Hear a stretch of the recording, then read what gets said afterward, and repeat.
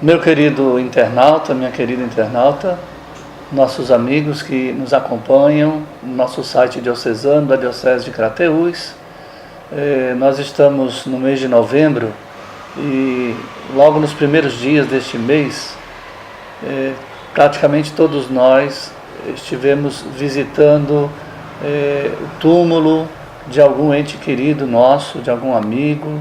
Estivemos visitando um cemitério, porque neste mês nós homenageamos os nossos falecidos.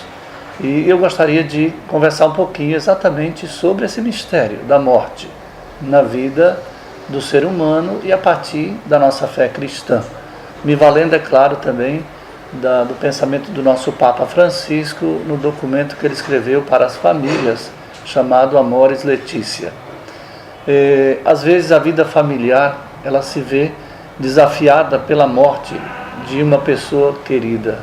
Todos nós, de um certo momento da vida, vamos experimentar, fazer esta experiência. Não se deve deixar de oferecer a luz da fé para uma família que sofre em tais momentos. Abandonar uma família atribulada por esta dor neste momento da sua vida é uma falta de misericórdia. Nós ainda estamos no ano da misericórdia, é bom lembrar isso. Como também uma atitude de esquecimento, de indiferença diante desse mistério da dor, do sofrimento causado pela morte, pode ser também um fechar as portas para a ação evangelizadora.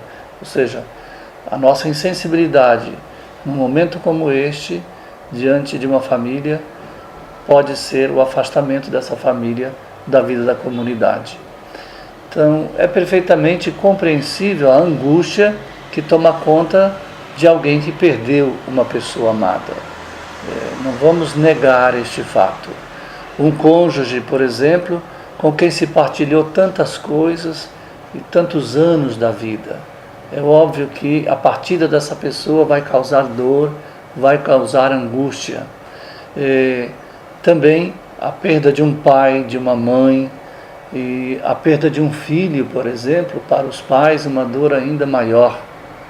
Então, nós vemos pela Sagrada Escritura que o próprio Jesus experimentou este sentimento, esta dor, esta angústia da morte, por ocasião da morte de Lázaro, por exemplo.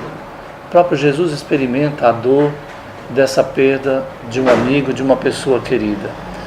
E como não compreender? Então, o lamento de quem perdeu um filho, por exemplo.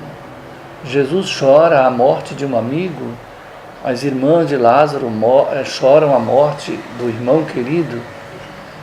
Como a gente não compreender o lamento de um pai, de uma mãe que perde um filho, às vezes em plena juventude, e às vezes até se chega a dar a culpa a Deus, né? Também a gente tem que compreender e entender isto. Quantas pessoas se chateiam com Deus por causa da morte de uma pessoa querida? Então, como encarar tudo isso na nossa vida? Como fazer uma leitura desta realidade à luz da fé? Meu irmão, minha irmã, o luto pelos falecidos, em geral, ele dura bastante tempo. E às vezes com muitas perguntas sobre a causa, o porquê da morte. O que poderia ter sido feito? O que uma pessoa vive, por exemplo, no momento da morte? São perguntas que se passam pela nossa cabeça, pela cabeça de muita gente. Com um caminho sincero e paciente de oração, de libertação interior, é possível então voltar à paz.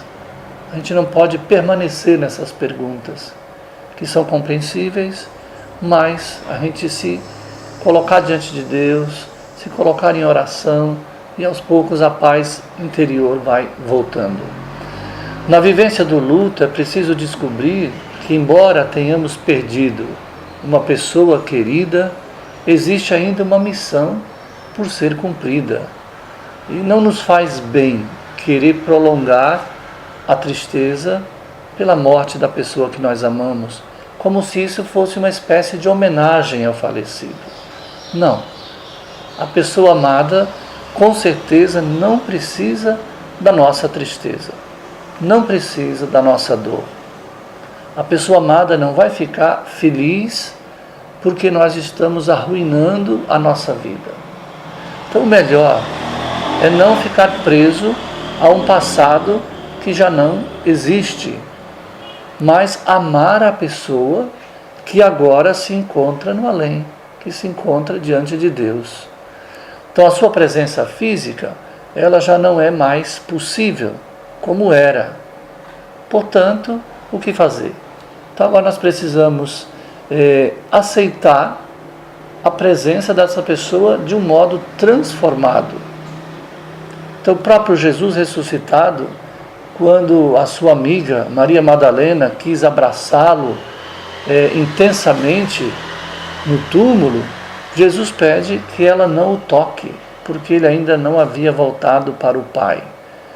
De algum modo, Jesus está dizendo a Madalena que não conviva com a ilusão de que a presença dele será a mesma como antes, mas ela deve entender que a sua presença agora é uma presença transformada, ressuscitada, uma presença que está diante de Deus. Então, meu irmão, minha irmã, consola-nos saber que não existe a destruição total daqueles que morrem, das pessoas que amamos. E a nossa fé nos assegura que o ressuscitado nunca nos abandonará. Então nós podemos sim impedir que a morte envenene a nossa vida, que a morte torne vãos os nossos afetos e nos faça cair no vazio mais escuro. Isso nós podemos impedir. Então, de forma muito bela, assim se exprime o prefácio da missa pelos fiéis defuntos. Se a certeza da morte nos entristece, conforta-nos a promessa da imortalidade. Para os que creem em vós, Senhor, a vida não acaba, apenas transforma-se. Então, com efeito, os nossos entes queridos não desapareceram nas trevas do nada.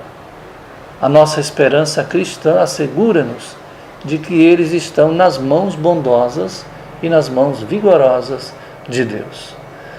Então, se aceitamos a morte, nós podemos preparar-nos também para ela. Isso é importante. A visita ao cemitério, que provavelmente já fizemos ou faremos durante esse mês de novembro, deve ser também uma ocasião de nos preparar para a morte. Quem aceita a morte se prepara para ela. O caminho é crescer no amor para com aqueles que caminham conosco. Esse é o melhor modo de nos prepararmos para a morte.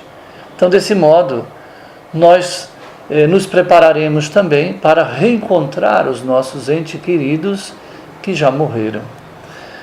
Não gastemos energias, então, detendo-nos anos e anos no passado, num luto que nunca se acaba. Quanto melhor nós vivermos nesta terra, tanto maior felicidade nós poderemos partilhar com os nossos entes queridos no céu, quando chegar também o nosso momento de ir ao encontro deles. Então, quanto mais conseguirmos amadurecer e crescer como seres humanos, tanto mais nós poderemos levar coisas belas para esse banquete celeste, para esse nosso encontro na glória de Deus. Então, que a ideia da morte não os apavore, que o luto não tome conta de nós, mas que nós superemos isso pela nossa fé na ressurreição. Desejo a todos vocês um excelente caminho, itinerário de vida, para que todos nós, um dia, quando chegar também o nosso momento de ir ao encontro de Deus, possamos estar preparados e partir felizes ao encontro daqueles que nos precederam, que nós amamos. Prazer ter me encontrado com vocês e partilhado estas palavras, esta reflexão. Que Deus os abençoe.